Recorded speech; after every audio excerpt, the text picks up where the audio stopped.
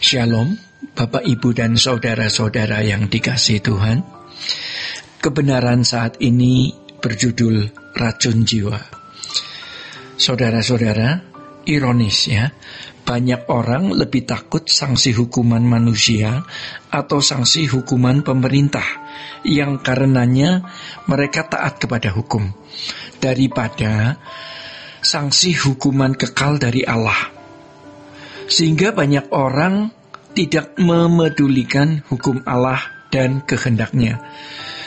Banyak orang lebih taat kepada orang tua karena sanksi atau disiplin yang bisa diberikan orang tua kepada anak-anak daripada takut akan Allah Bapa di surga yang bisa menolak dan memberi hukuman kekal.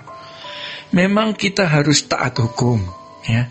Orang yang menaati Allah pasti taat hukum.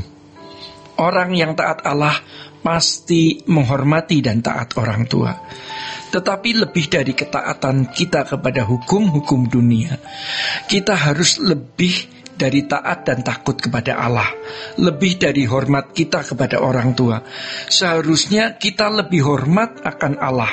Masalahnya, sedikit sekali orang yang benar-benar memiliki hati yang takut akan Allah, sehingga sungguh-sungguh memedulikan hukum Allah dan memperhatikan kehendaknya. Mengapa demikian? Yang pertama, karena memang Allah tidak kelihatan. Bahkan kadang-kadang Allah seakan-akan tidak ada. Yang kedua, karena Allah tidak menunjukkan kemarahan, hukum, dan sanksi sesegera mungkin atau secepat-cepatnya.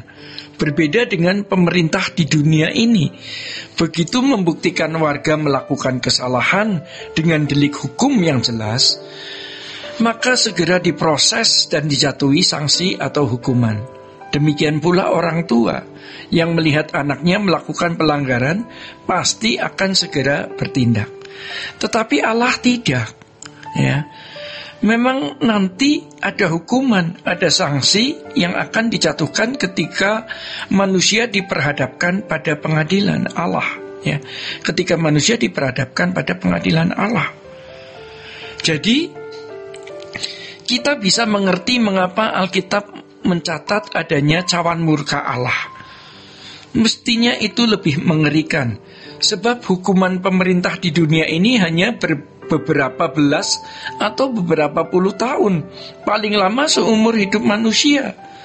Tetapi berbeda dengan Allah. Hukuman Allah adalah keterpisahan dari Allah, dan itu kekal.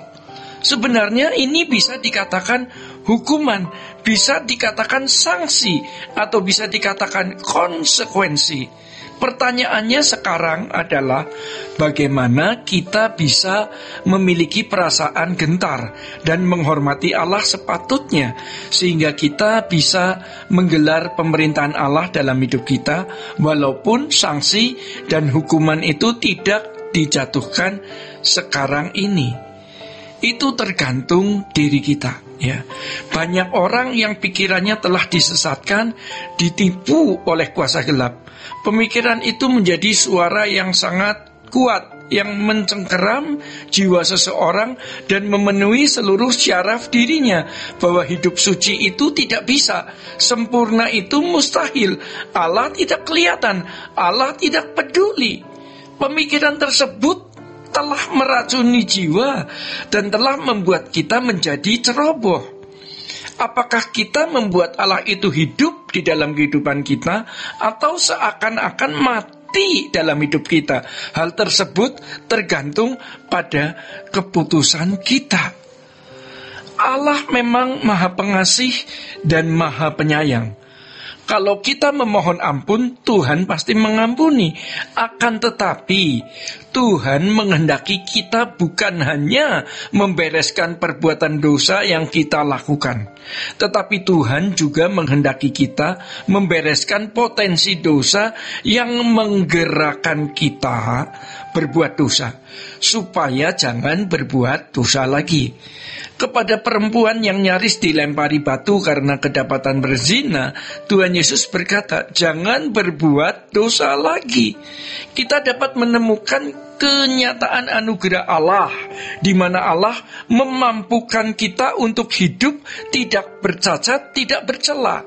Jika Tuhan menyatakan kemungkinan tersebut, berarti hal itu dapat dicapai.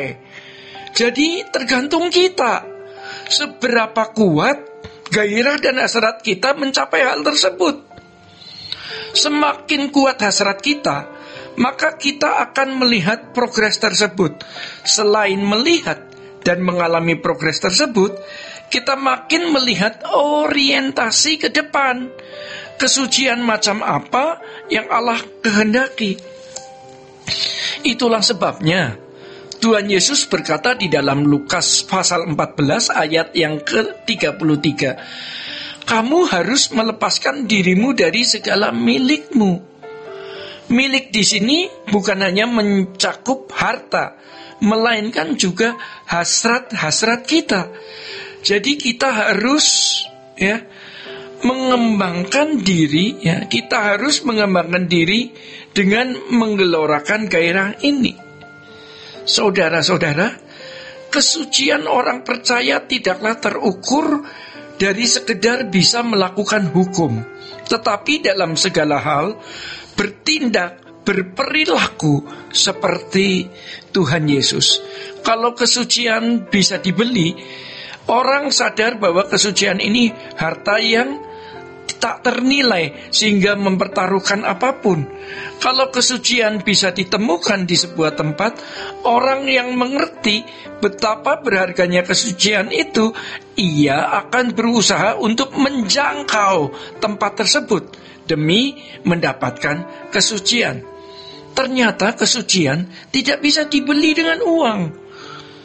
Ia tidak ada di mana-mana, tetapi di dalam hati kita. Kita bisa membayarnya dengan tekad, dengan hasrat, yang akhirnya seluruh hidup kita pertaruhkan untuk bisa mencapai kesucian Allah, bisa memiliki kesempurnaan di hadapan Bapa di surga.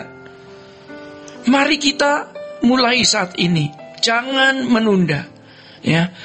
Penundaan itu bisa mengakibatkan atau membuahkan kebinasaan.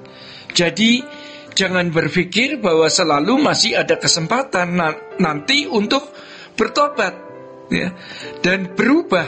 Tetapi berpikirlah bahwa ini kesempatan terakhir, supaya kita bukan hanya serius, melainkan sangat serius. Demikian kebenaran saat ini. Tuhan Yesus memberkati. Sola Gracia.